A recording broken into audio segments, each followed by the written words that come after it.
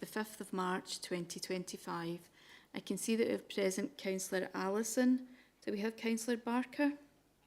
No. We also have present Councillor Corbett, Councillor Gowland, Councillor Hamilton, Councillor Horsham, Councillor Lambie, Councillor Lockhart, Councillor Logan, Councillor Marsh, Councillor McCallan, Councillor McClyman and Councillor Shearer. There are also a number of officers present today. I'll pass back to yourself, Chair. Thank you. Thank you, Carol. The first item on the agenda is the declarations of interest. I would like to declare an interest on item 8, Tabracks Common and Village Hall Trust. I am a trustee on that board. Does anybody else have a declaration they wish to make? Oh, Councillor Marsh. Thank you, Chair. If I could declare an interest on item 8, A, C and H on the basis of personal connection to the benefiting participants. Thank you. Sorry, Councillor Marsh, could I just check, was that the community grants for A, C and H? Yes. Yes. So it's the Kirkfield Sky Blues, the 4th and Wilson Town Bowling Club and the Tabracks Hall. That's lovely, thank you. Thanks, Julia. Item 2 is the minutes of the previous meeting, pages 3 to 6. That's submitted for your approval. Have we agreed that? Yeah, seconded. Thank you. Thanks. Item 3 is the Education Scotland report for New Lanark Primary School, pages 7 to 12.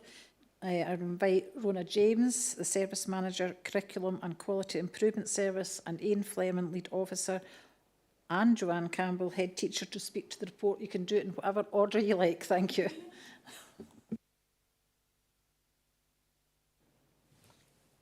Thank you, Chair, and good afternoon, councillors. My name is Rona James and I was the Quality Link Officer for New Lanark Primary School at the time of their inspection. I'm pleased to be here today with the very proud teacher, Joanne Campbell, and also the new Link Officer for the school, Ian Fleming. The purpose of this report is to advise of the outcome of the inspection of New Lanark Primary School by Education Scotland inspectors. In October 2024, New Lanark Primary School was the focus of a short model inspection by His Majesty's inspectors, and paragraph 4.1 of the committee report takes us through the areas of the school's work that were evaluated using Scottish Education's National Framework, How Good Is Our School, 4th edition. Those areas were learning, teaching, assessment and raising attainment and achievement. The original New Lanark Primary, situated in a beautiful conservation area just outside the World Heritage Village of New Lanark, was built in 1883. The beautifully refurbished New Lanark Primary building, which seamlessly blends the old with the new, consists of 3 classrooms, a library resource area, a dining room hall and a catering kitchen, a community kitchen and offices, and all classrooms open to the beautiful outdoors and are suitable for active and outdoor learning. It's a non-denominational school, and with 20 children across 2 classes, a P1, 2, 3 class and a P4, 5, 6, 7 class. The school plays an active part in the community and has strong links with New Lanark Trust, the Scottish Wildlife Trust, New Lanark Community Council, Lanark Lanimers Committee and the Round Table. During their visit to the school, inspectors observed learning in the school, spoke to groups of pupils and staff and met with parents and members of the local community. The inspection report was published on the 21st of January 2025. Inspectors evaluated the learning, teaching, assessment provision in the school as good, and their outcomes on raising attainment and achievement in the school were also evaluated as good. Paragraph 4.2 highlights the key strengths of the school as noted in the report. In summary, these include the strong and positive leadership of the head teacher, who is supported well by the principal teacher. Together they have created a shared vision for improvement which is leading to positive change across the school.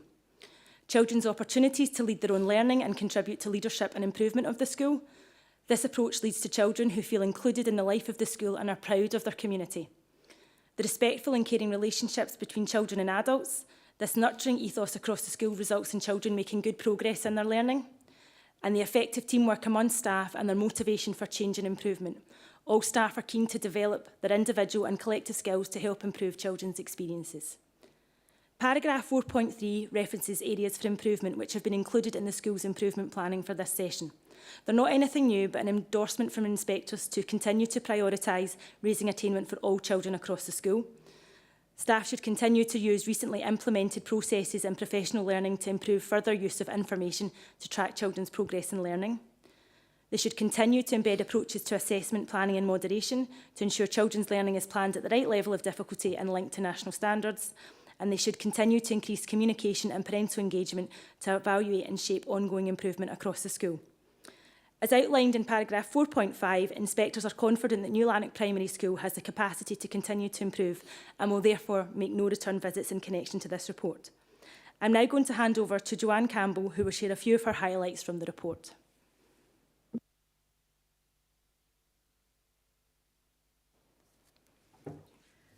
Good afternoon, I'm Joanne Campbell, Head Teacher of New Lanark Primary School. I'm delighted to be representing New Lanark Primary School following our positive inspection report. New Lanark Primary had a full model inspection which saw 4 quality indicators graded over a 5-day period in October 2024. And key overarching messages for our school from the inspection was the effective teamwork, promotion of children's voice and school improvement, and respectful and caring ethos, which is leading to positive experiences and outcomes for our learners. Staff worked together to carefully self-evaluate our school, and this was ratified through the inspection process and has allowed the team to develop our future priorities. Our inspection experience was a positive one for staff who engaged fully with the process, taking the opportunity to share our practice, engage in professional dialogue and to continue to develop our leadership, curriculum and pedagogy.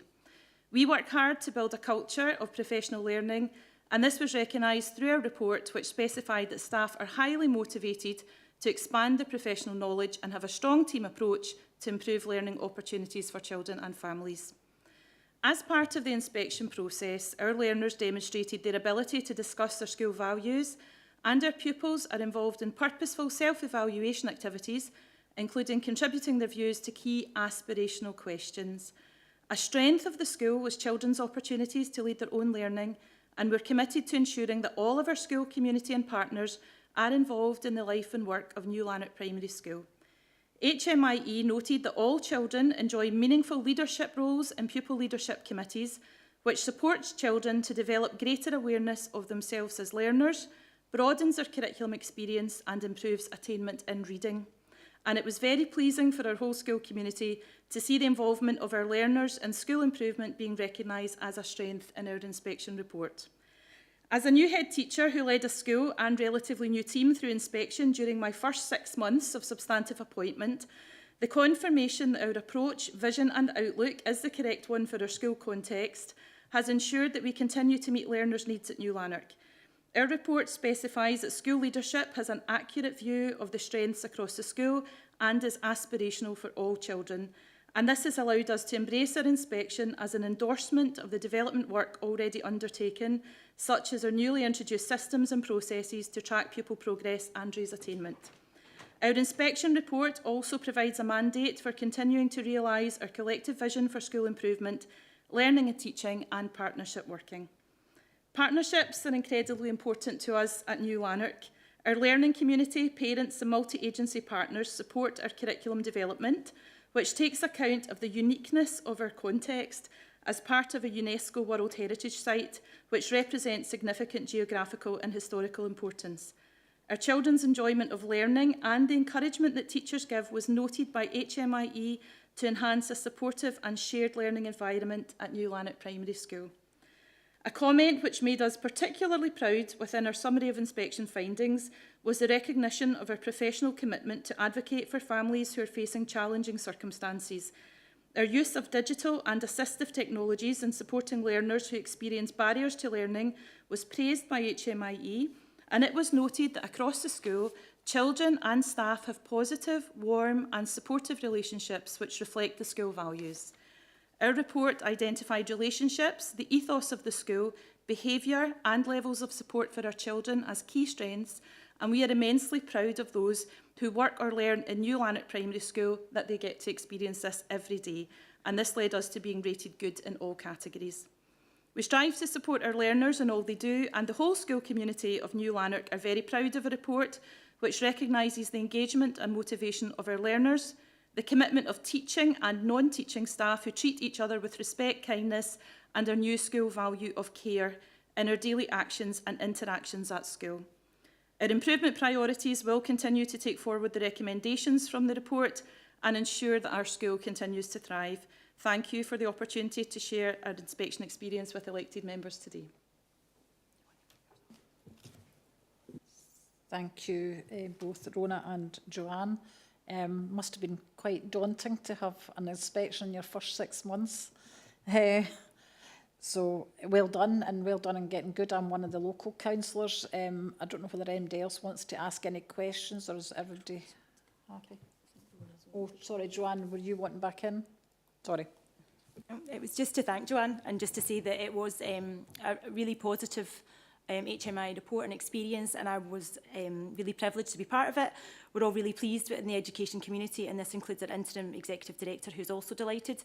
The committee is therefore asked to approve the following recommendation, just to note the Education Scotland inspection report on New Lanark Primary School.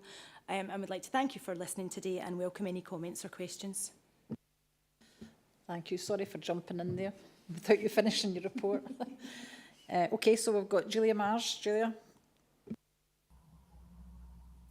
Thank you, Chair. A really positive report, and congratulations to Ms Campbell and the other staff. That really positive story, and tells exactly what we know locally of a lovely wee small school that is very much a family ethos and looks after people in their whole learning journey.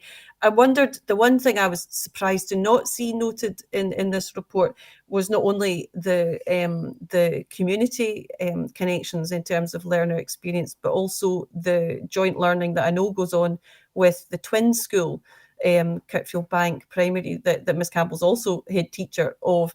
And I realise this report is specific to New Lanark Primary, but I also know that, and I would applaud the good working connection with Kirkfield Bank and the joint participation that can only enhance the learning experience in both schools.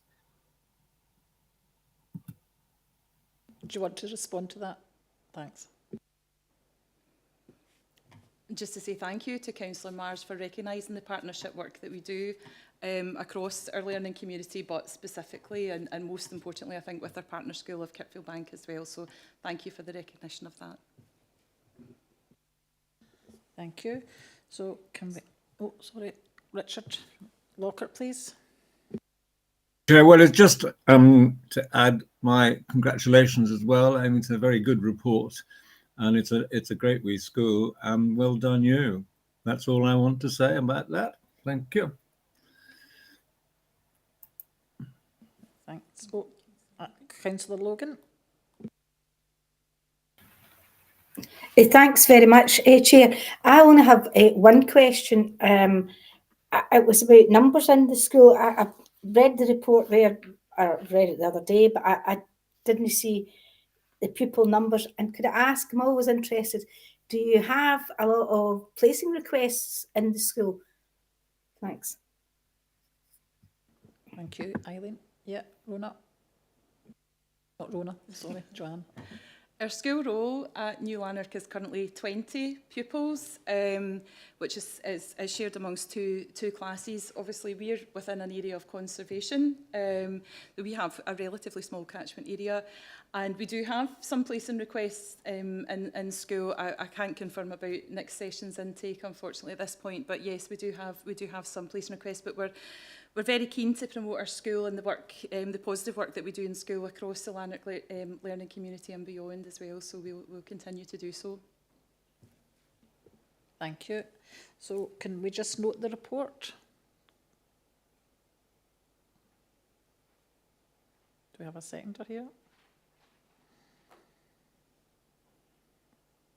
Ross? Yeah, seconded. Well done. Thanks. Thank you. If you would like to leave, that's fine. The head teacher, and I don't know who else. Is it just yourself that's leaving at this point? Right, okay, that's fine. So we're going to item 4, which is the Education Scotland report for Lesmahago High School, pages 13 to 18. I'll again invite Rona James, the Service Manager, Curriculum and Quality Improvement Service, Lee Miller, Lead Officer, and Barbara Lee, Head Teacher, to speak to the report. Thank you.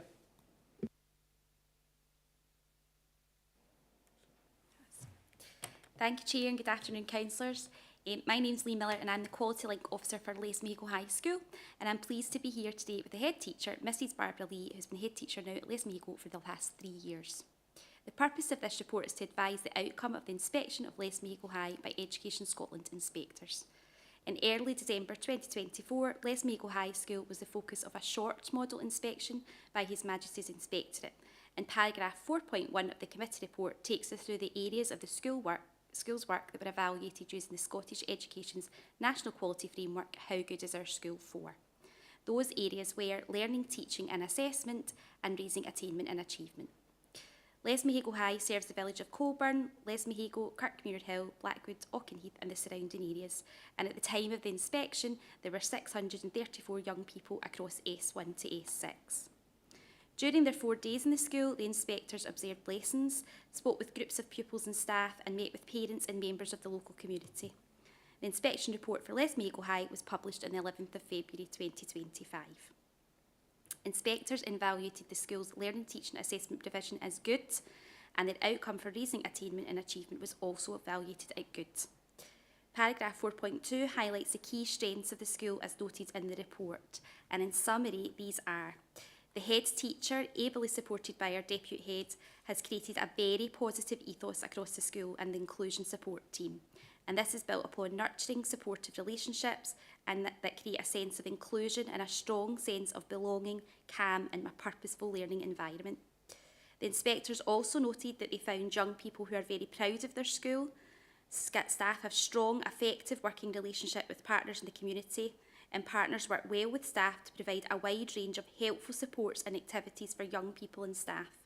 And these help young people to attend, attain and achieve.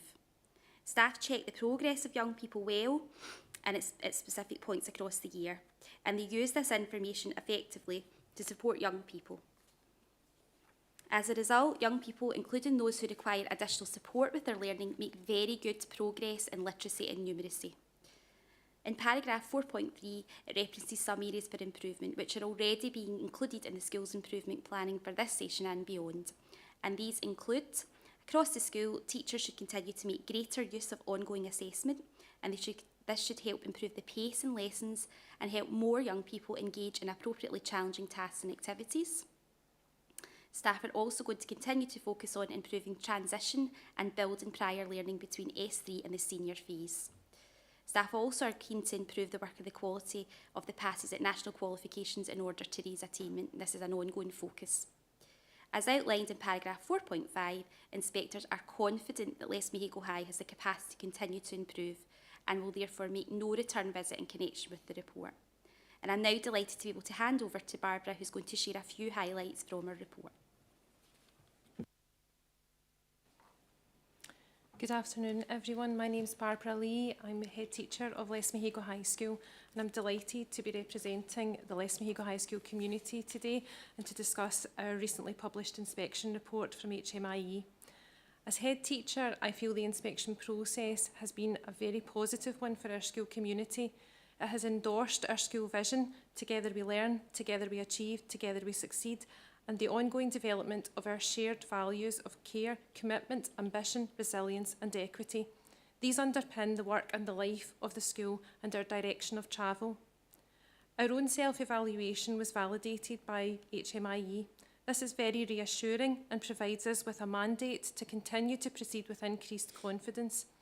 Today I would like to highlight the particular aspects of our work which were clearly evidenced during the inspection and exemplify good or very good practice. We all agree that the report captured perfectly the positive ethos and supportive relationships of our school community.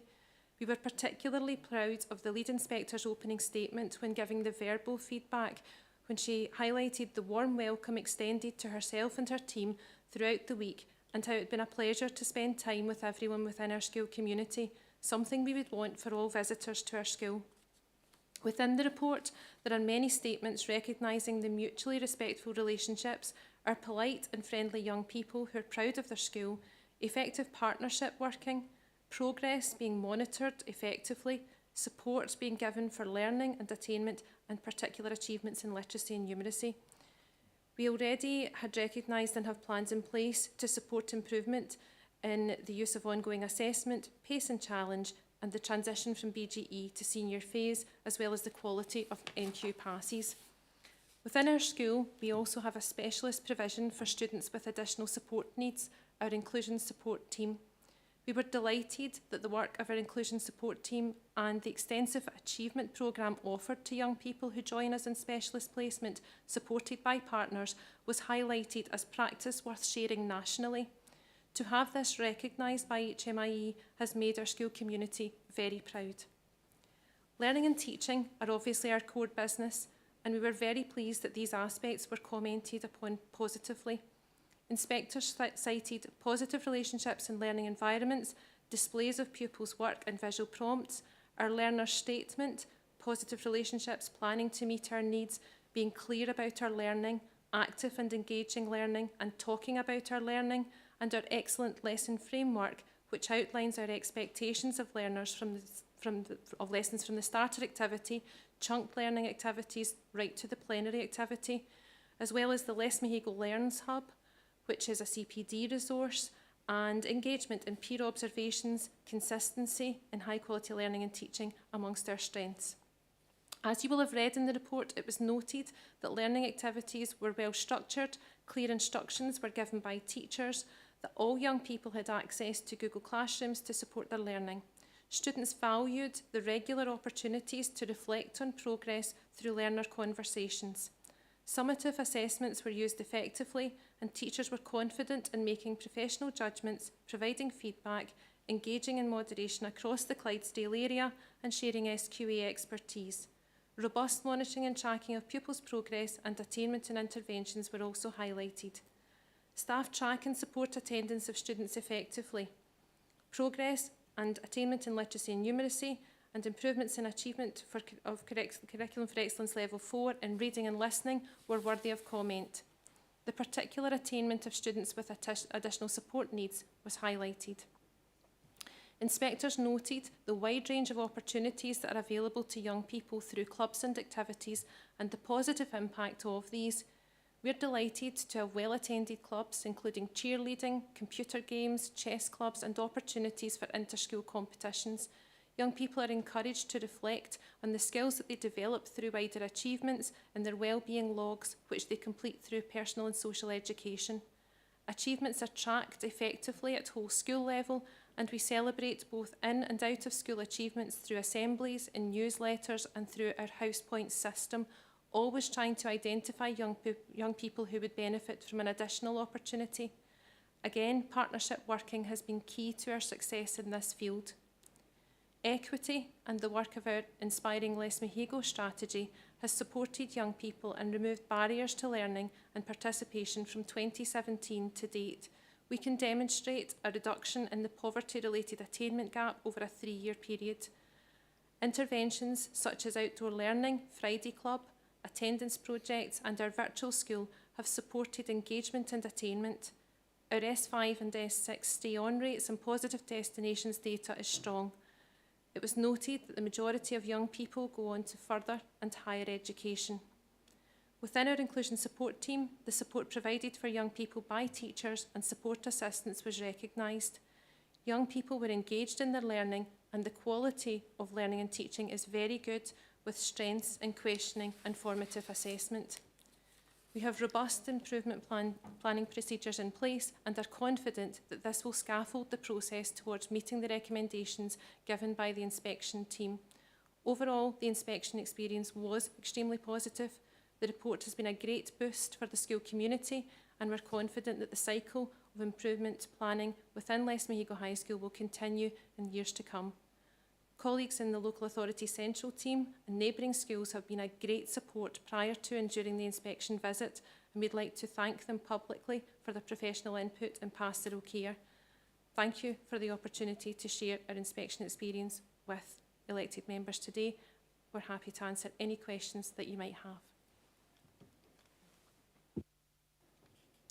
Thank you, Barbara. And it really was such a positive HMI report, and it was great to be part of, actually.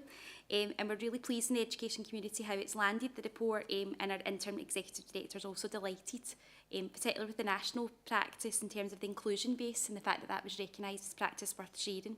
The committee are therefore asked to approve the following recommendation: to note the Education Scotland's inspection report on Les Mago High, and we welcome any questions. Thanks very much.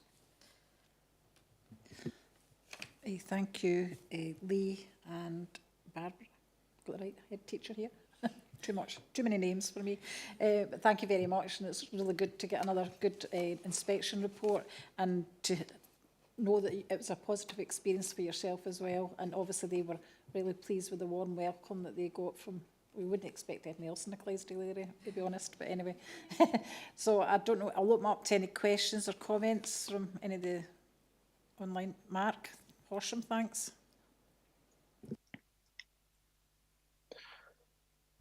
Sorry, Ross has come in before. Yeah, I think it's because I'm the chair. I came in. I was just going to say a quick note before Mark comes in. Just as a local member, I would just like to congratulate Les Mago High and Barbara Lee and all the staff on an excellent report. I think it was in the report, it comes across really well the good work that you do, and it's a strong school over in it's a strong school, Les Mago High. So just congratulations on the report. Thanks. Mark Horsham, would you like to come in? Thanks. Yeah, no, thank you very much. I'd just like to congratulate Mrs. Lee on our and our staff on the report. It is a fantastic report. I've saw firsthand the standing the school has in the community, and it goes from strength to strength, and is well respected within the community of Les Mago. So well done on a good report, Mrs. Lee, and to your staff as well. Thank you, Mark. They're all nodding here that they're quite happy to hear from the councillors. I don't see anybody else, so I'd like to note the report. Do I have a seconder? Ross? Yep, seconded. Thanks. Thank you. And if education, if you'd like to leave now, feel free. Thank you. Thanks for coming in today. Appreciate that. Thank you. So we'll move on to item 5, which is the Employment, Land and Property Market Analysis Report, pages 19 to 26. I'll invite John Archibald, Project Development Officer, to speak to the report. Thanks, John. Thanks, Chair. This is intimated. My name is John Archibald from Enterprise and Sustainable Development Services.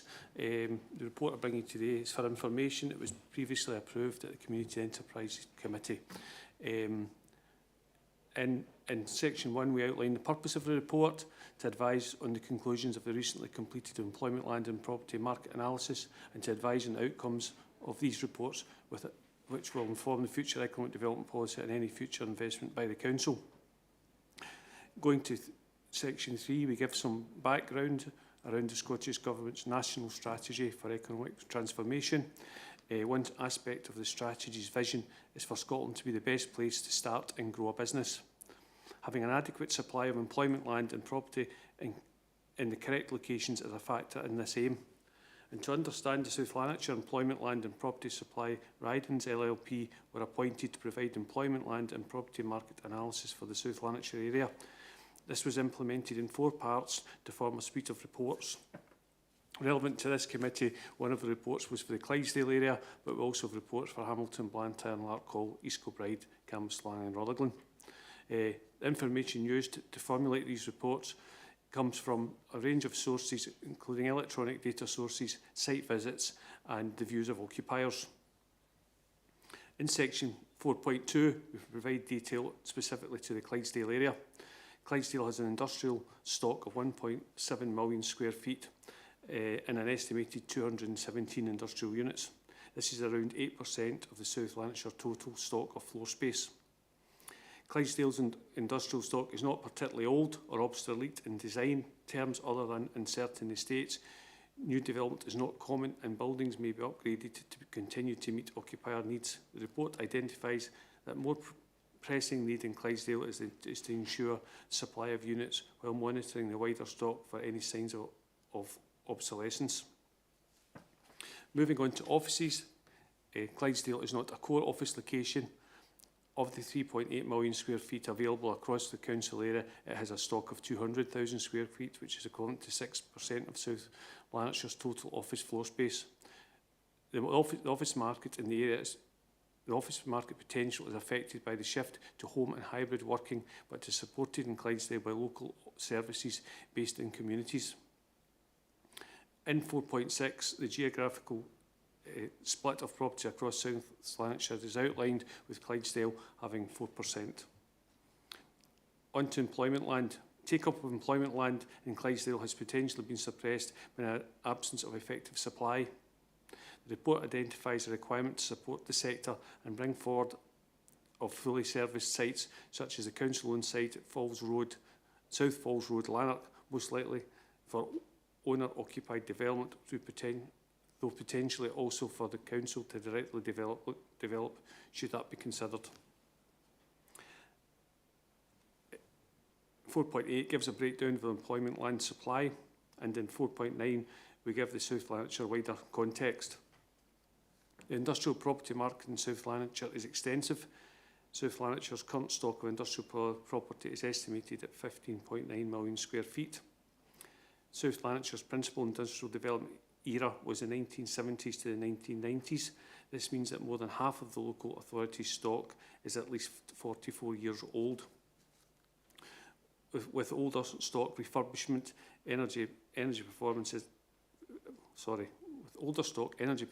an increasing concern, both in terms of carbon emissions and energy costs. South Lanarkshire has a low industrial property availability, currently sitting at only 3.8%. It is likely that occupiers will experience restricted choice of premises in terms of locations, sizes, specification, quality and modernity. South Lanarkshire has an office availability rate of 12%. This is marginally above the 11% office availability in the wider Glasgow city region. In 4.11, we start to bring together the conclusions. The summary riding reports identify a number of actions. These include measures and recommendations on a South Lanarkshire-wide basis to stimulate the refurbishment of industrial stock, actively encourage the creation and development of ready-made plots, look at where the council can intervene in the market to ensure new supply of industrial and office properties. In 5, we give some outline on funding, and we note that European Union structural funds are now not available. However, they have been replaced with things like UK levelling up funds, investment zones placed in community wealth building and city deal. In 5.3, it should be noted that the council will continue to pursue identified opportunities, but going forward, the private sector will be key to investment and supply. And then in 6, we outline the next steps. These South Lanarkshire-wide priority areas and potential interventions where external funding will require to be identified include targeting existing industrial estates, provision of service plots between 0.2 and 0.5 of a hectare, monitoring the current industrial stock, monitoring the office market. It should be noted that the council will have a role to play in the delivery of many of these actions identified in the reports, although in many cases the role will be that of a regulatory body with a limited direct involvement in delivery. In 6.4, we explain that the community and enterprise resources are looking at further opportunities at key sites, including South Falls Road, Caldwellside Industrial Estate Lanark, Canderside and Connexus Colburn. The site at South Falls Road forms part of the council's bid to the Glasgow City region Enabling and Delivering Commercial Spaces project, where funding is being sought to deliver new commercial space for let and unlock sites for future investment. Similarly, the council is supporting owners at Connexus to attract investment and deliver economic development and maximise the potential of the site. Finally, in 6.5, we draw your attention to the council's Invest South Lanarkshire website, which is now built, and this will serve as an important platform for the marketing of key sites and property and serve as a gateway to private sector investors and developers to contact the council. Chair, I refer back to section 2.2 where the committee is asked to note the contents of this report. Thank you. Thanks, John, for that very full report. I see we've got Councillor David Shearer. Thanks.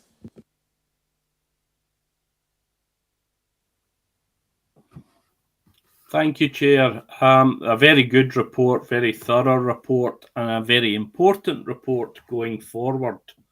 I think we need, especially in Clydesdale, we need to identify what we can do to improve the situation for industrial units within Clydesdale.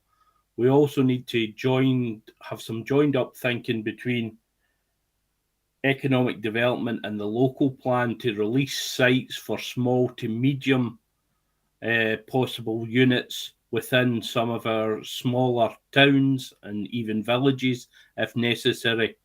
We also have to look at the issues beyond that, because if you build a factory, people need ways to get there.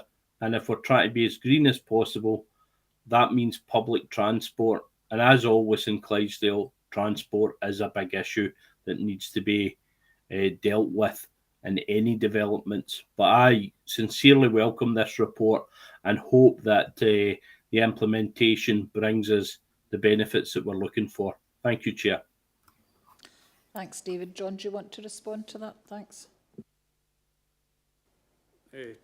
Thanks, Councillor, for your comments. I would just give you some reassurance that the information in these reports has been provided to the Planning Department, and it will be used as part of the local development plan process, and the key data will be factored in when releasing sites, etc., for future industrial development. Thanks, John. I have got Councillor Alec Allison. Thanks, Chair. It was in the same lines that Councillor Shearer was talking about, but I would, rather than just passing on information to planning, who can only deal with what's in front of them, has anything been passed on to economic development, and are they looking to do anything to try and address the shortfall of economic development sites within Clydesdale? 4 and 6%, I think, is very poor. So much as it's good to have the report, it's very poor reading for our area. Has anything been done to rectify that? Thanks, Councillor, for your questions. First part of comfort is economic development is the department I sit in. We call it something different now. So economic development is very aware of these reports. We're quite proud of them because there's a lot of good information in them. One of the first actions we have is identifying where we can trigger development. We don't see ourselves as the first developer. We see ourselves as the organisation that's going to try and be the catalyst for future development by others. So one of the first things we are looking at is potential at Caldwell Side, where we do have ownership. Where you have ownership, it does make things a lot easier. And we have currently a bid into Glasgow City region in relation to Caldwell Side and potentially developing the site, or at least making it easier for future development by the private sector. The actual final project is still being worked up at the moment, but we are conscious of the percentages in the Clydesdale area. Part of the reason that there is low percentages, and it wasn't in this report, is because a lot of industrial usage is focused out with formal industrial estates in the Clydesdale area.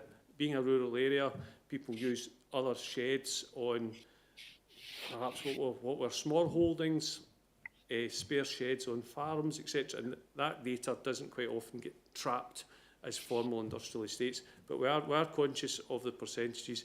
Economic development is aware of it, and we are taking actions where we can. Thank you. Supplementary, Chair. Yeah, on you go, Alec. Yeah, just to get very specific in this now, John. Ward 3, I don't think there is anything. Yet it covers roughly 40% of South Lanarkshire's area, never mind Clydesdale. So much as I'm pleased to hear about stuff going on in Caldwell Side, it does not address the problems in the remoter rural area, and quite often they are now penalised in the planning regulations as well, not being allowed to go forward due to current planning guidelines. So again, we're coming back to, are you going to specifically look at ways of changing that?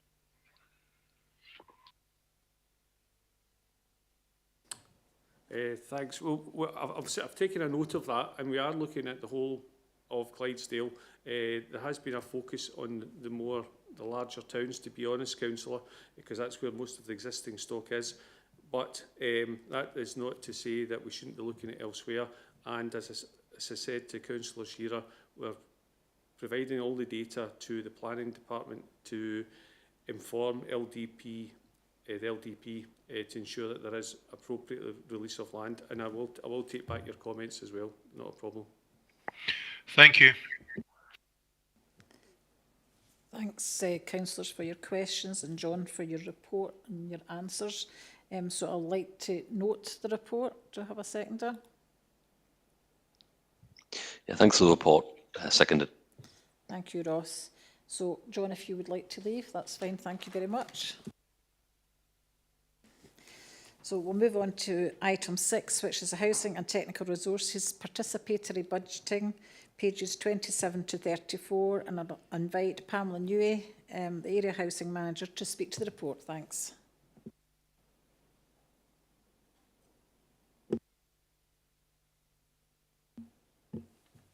Thank you, Chair. I'm Pamela Newey, the Area Housing Manager in Clydesdale area.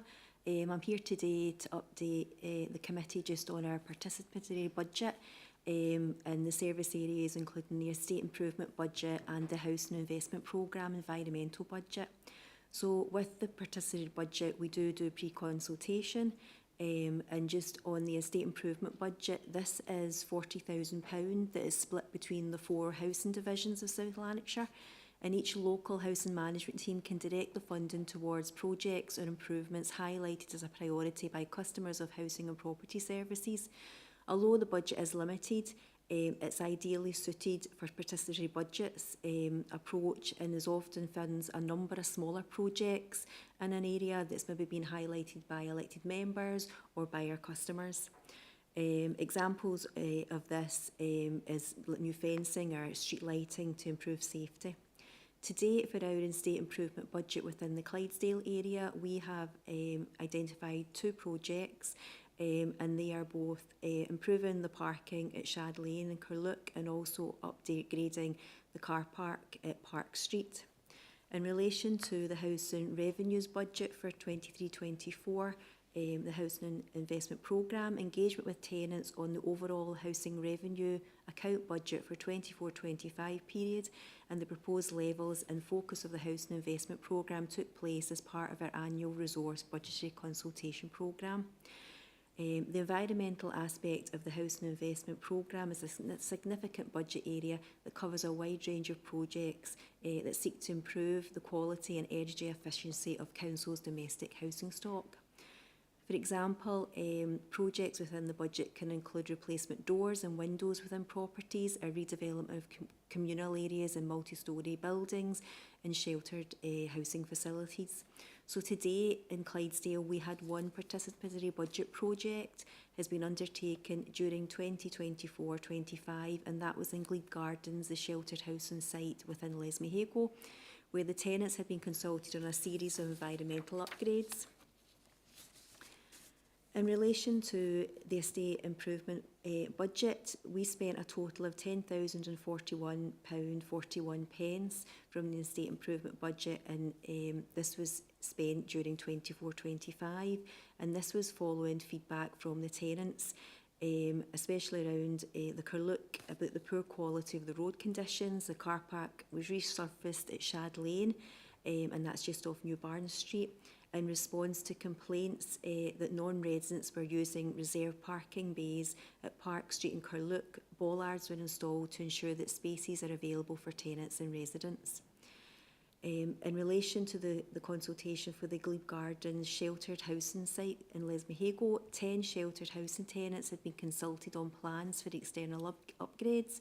This included a consultation meeting to discuss tenants' priorities to inform the development of the plans, and tenants then had the opportunity to review the plans and feedback on the proposals before any work was started on site.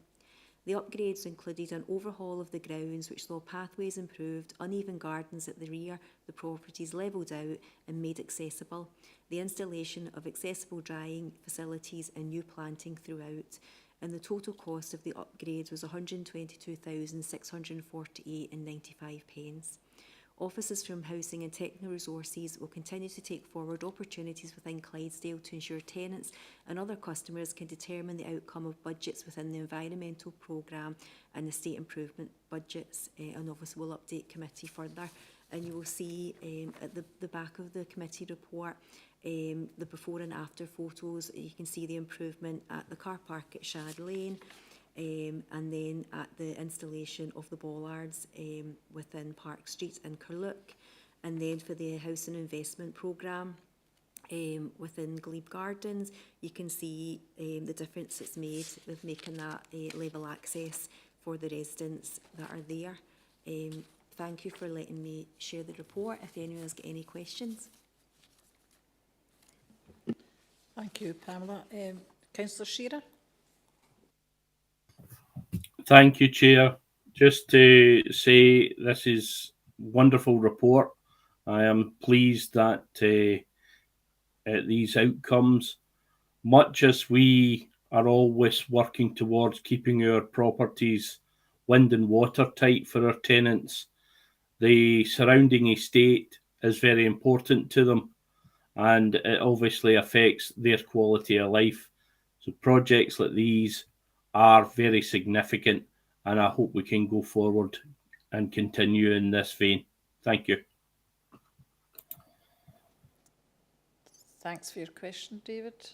That's noted, I presume, by Pamela. Yeah, it is. I mean, obviously we look to see what's needed out there, but we do need the help of the residents. They're the people that are living in these estates to identify things and bring it to our attention. And these are the small projects for the £10,000 each year that we can try and look to improve areas. Thanks, Pamela. We've got Councillor Logan. Thank you, Chair. I think it's very difficult because people put quite a lot of onus on our officers who work very, very hard. And I have to say, and I presume we would all say the same in the Clydesdale area, they are excellent and they're good to work with the officers, always very nice to deal with, and they do what they can. And it just shows you that sometimes you would look at that amount of money and think, well, that's not very much. But if it's wisely used and well used, then it can go a long way. And as Councillor Shearer said, small things make a big difference to the residents.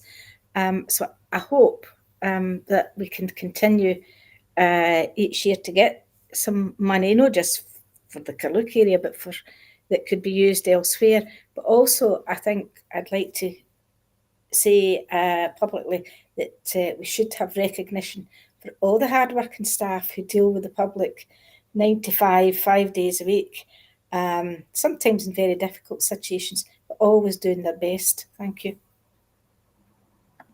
Thanks, Eileen. Do you want to come in? Yeah. Thanks, Councillor Logan. That's really appreciated what you're saying about the staff. They do work really hard just to make it a good service and a good place for people to live within Clydesdale. Thanks, Pam. I'm sure we'd all echo that. I've never heard a bad word about any of your officers. They're excellent, and you always get them the same way when you speak to them on the phone or Teams these days. You do what you can with the money you've got, and we appreciate that. So I'd like to note that report. Yeah, Chair, I was just going to say a few words to the report, actually. Okay. I was just going to welcome the investment programme into Glebe Gardens, and thanks, Pamela, for the report. So I know Glebe Gardens is a really popular centre in Lesmahago. And I know there's been an ongoing consultation with the people who live at Glebe Gardens about how this money is spent. I know the consultations went on for quite some time, I think going back to at least 12 months, maybe possibly. So it's good to hear that the money's been spent there, and it is a popular centre. So thanks so much, Pamela. That's great. I'm happy to second the report as well if no one else is coming in. Thanks. Okay, so that's it noted. So that's us finished with item 6. Pamela, if you wish to leave, that's fine. So we have item 7, the forward programme for future meetings, pages 35 to 38, and Carol's got to speak to this report. Thanks. Thank you, Chair. So this report follows on from the meeting with all area committee chairs as set out in paragraph 3.1 of the report on page 35 of your pack. This will now be a standard agenda item on all area committees going forward. The purpose of the report is to advise members of the forward programme for this committee to the 28th of January 2026, as detailed in the appendix on page 37 of the report. Members are also invited to suggest topics for inclusion in the committee's forward programme. The recommendation is set out at paragraph 2.1 of the report, and committee is asked to note the forward programme up to the 28th of January 2026. Thank you, Chair. Thank you, Carol. At the pre-agenda, I did suggest to Carol that perhaps we could repeat the invite to Roots to Work South, which we'll look at again, because I thought we found them very interesting in what they do. It'd be good to get an annual report. Also suggested that we look at South Lanarkshire Leisure and Culture to give us a report about maybe their active schools, what they do there, what the sports councils do in their health issues, that type of thing. So that'll be something else that Carol will look into. With Councillor Shearer.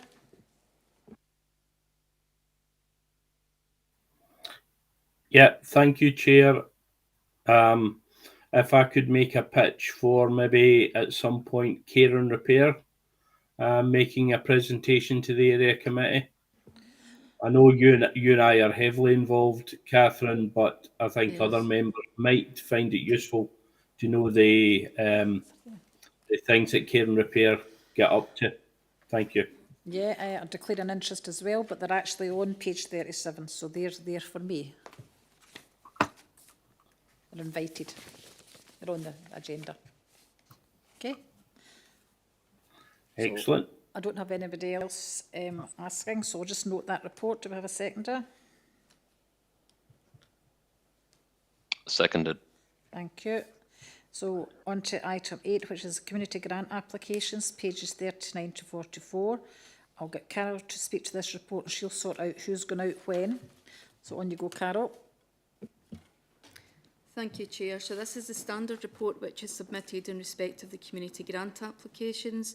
The background is set out in section 3 of the report, and we have 9 applications for consideration today. A summary of the financial position is provided in section 5 of the report, and the report this time around also requests that the Executive Director, Finance and Corporate Resources, in consultation with the Chair, be authorised to approve any further community grant applications meeting the relevant criteria in the period to the 31st of March 2025 from the 2024-2025 budget. The recommendations are set out in section 2 of the report, and I will run through the applications individually. So we have Councillor Mars has declared an interest in applications A, C and H. Councillor McClymont has also declared an application in application H. So if I could ask Councillor McClymont and Councillor Mars if they could both leave the meeting, please.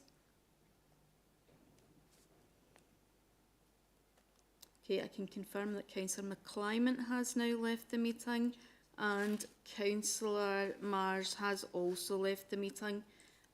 Councillor Gowland, can I ask that you take the chair for this application, please? So we have the application which is from Turbrack's Common and Village Hall Trust. Purpose of the grant is for equipment. Total eligible grant applied for was £1,000 and the recommendation is £600, Chair. Okay, thanks, Carol. So Turbrack's Common and Village Hall Trust. Recommendation is £600. Is anyone else otherwise minded on that one? I don't see any hands. No. Okay, looks 600 for that one. And I think we're happy to call the other two councillors back in. We'll call Councillor McClymont back into the meeting. Thank you. Okay.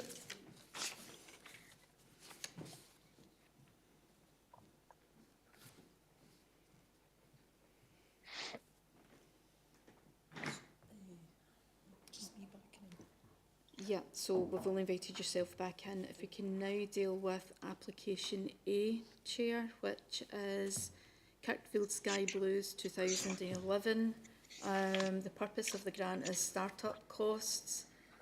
Total eligible applied for is £325 and the recommendation is £300. I would agree that amount of money. MD otherwise minded? Don't see Okay. anything. That Seconded. agreed? Yeah, thank you. Okay, and if we move on to application C, which is 4th and Wilson Town Bowling Club.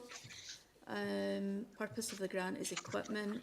Total eligible grant applied for is £433 and the recommendation is £300, Chair.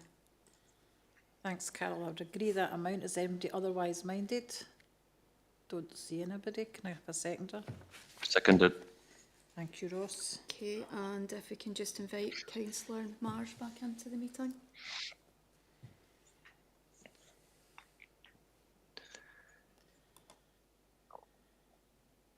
It's funny when he comes.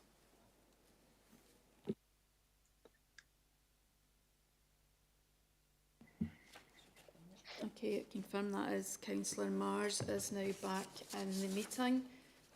So if we can move now to application B, which is Elrickle Community Hub Limited. The purpose of the grant is start-up costs.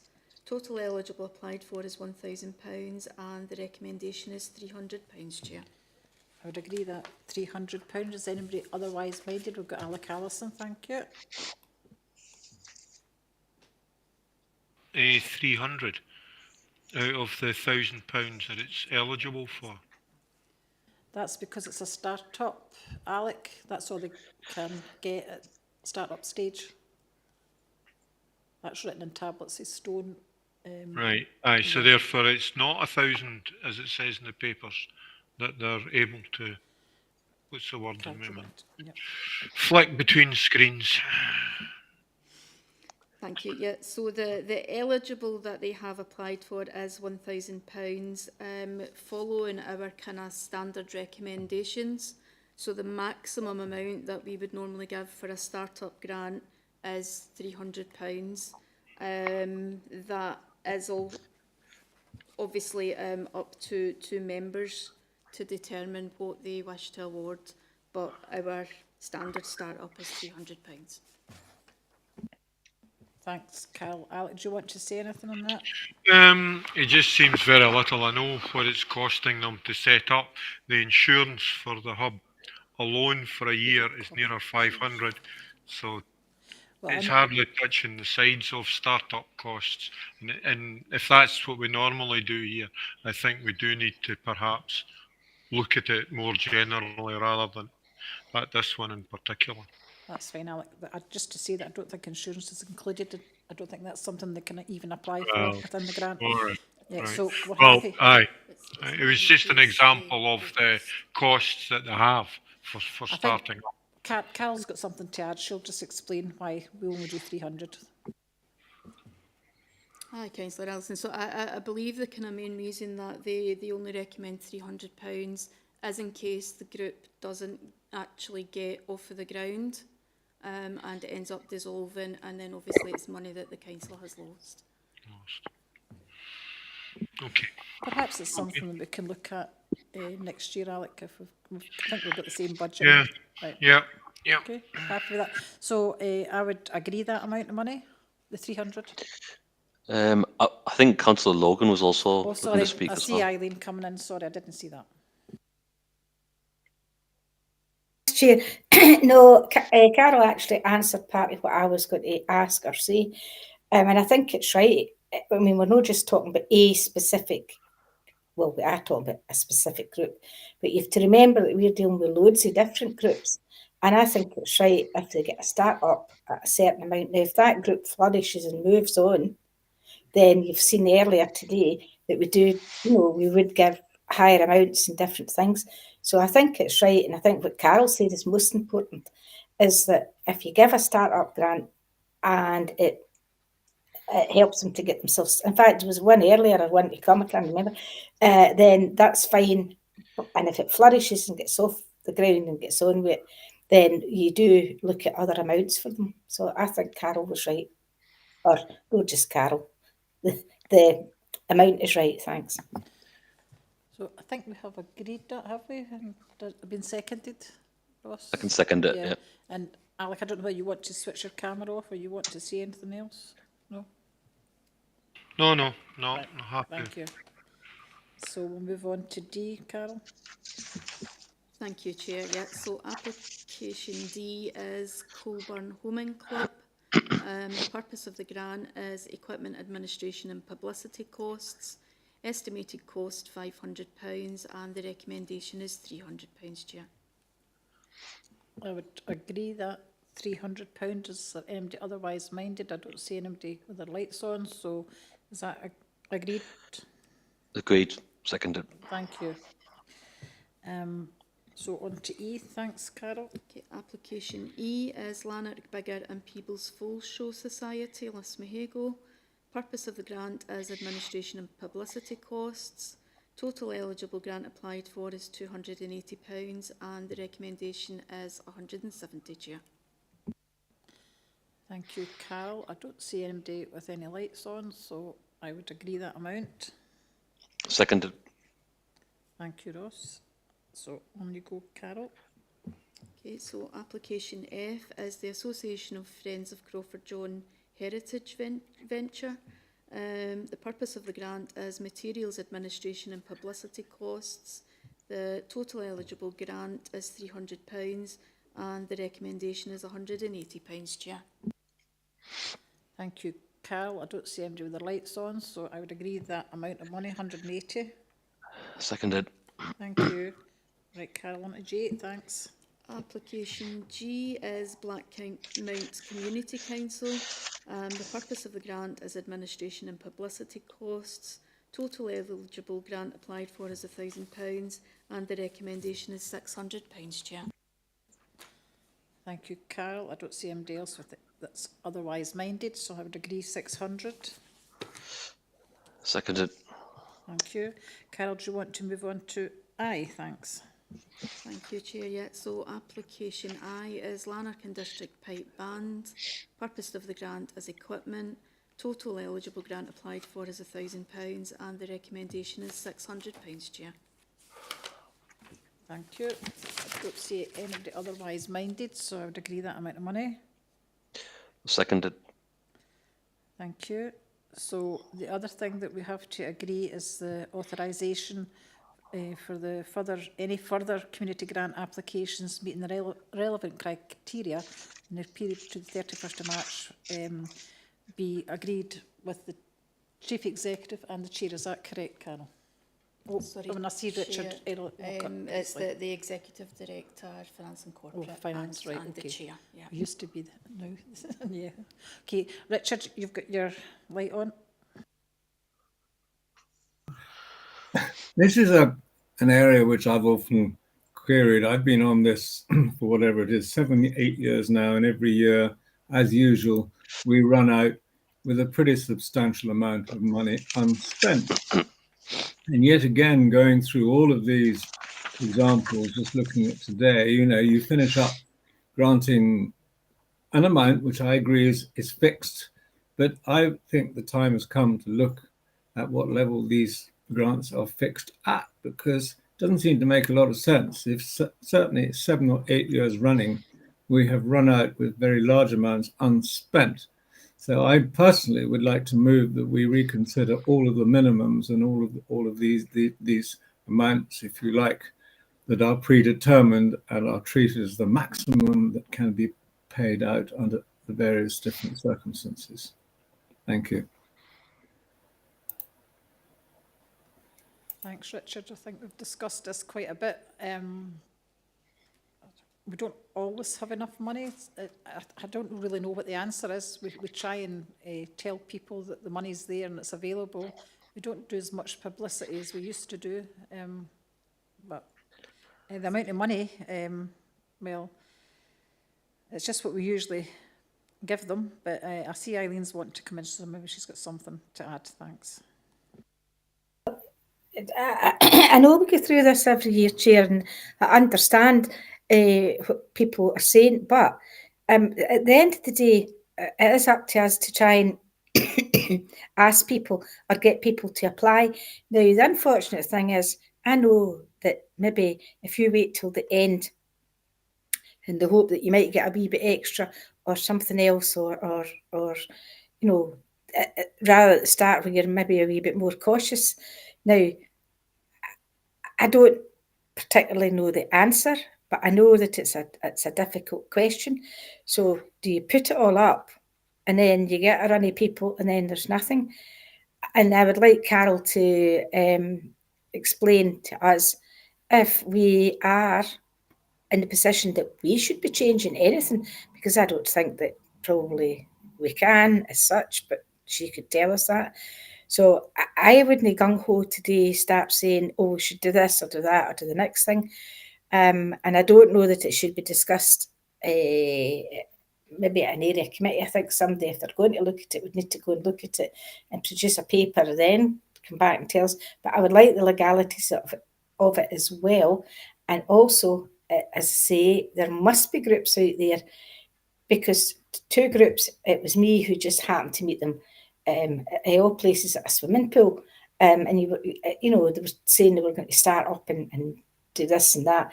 And you're saying, have you thought about going in for a community grant? And they had not thought about going into a community grant for a community grant. But there was nothing, I wasn't a part of their group or anything else. So I think, again, it's the push. I would rather see 200 people getting something as 100 just getting big amounts of money, because it is getting the push to get people to apply. Thanks, Eileen. I think the other thing to note is that we've now got the micro grants that we give out, or the community councils and development trusts give out. So maybe that's impacted as well. But I've got Carol coming in to answer your question, hopefully. Thanks. Thank you, Chair. So yeah, I mean, my understanding, going back to the kind of amounts that were agreed, kind of goes back to a meeting that took place just after the start of the council term with all area committee chairs and deputy chairs. The criteria was looked at, the level of grant was looked at, and what we are using today is what was agreed back at those meetings. So, and the purpose of it is really so that all 4 area committees are awarding grants on the same criteria and trying to keep things kind of fair across the board. In terms of the kind of lack of applications for grants, I think the chair is probably correct. There are more grants available to community groups now. A lot of those grants offer a higher degree of funding and possibly don't have the same criteria to be met that the council does. I don't think I can say any more than that, Chair. Thanks. Thanks, Carol. David Shearer. Yep. Thanks, Catherine. Carol answered one of the points I was going to raise as to whether we'd looked at increasing this in line with inflation. But I think Eileen was perfectly valid, and yourself, Catherine, to say maybe we're needing to look at spending some of this excess that we sometimes have on a small publicity campaign, maybe through social media, to encourage some of these new groups to come forward and apply for grants. But certainly I think we need to keep the limits, keep an eye on them to see if they are falling back and no meeting what we wanted them to do. Thanks. Thanks, David. I have raised the publicity with Tom Little, but it needs the 4 areas to be singing from the same hymn sheet. So we'll need to look at that. So in terms of this report, then, the only thing that we've got to still agree is item 2.2, is it? The Executive Director in consultation with the chair, be authorised to approve any further community grant applications. So is that agreed?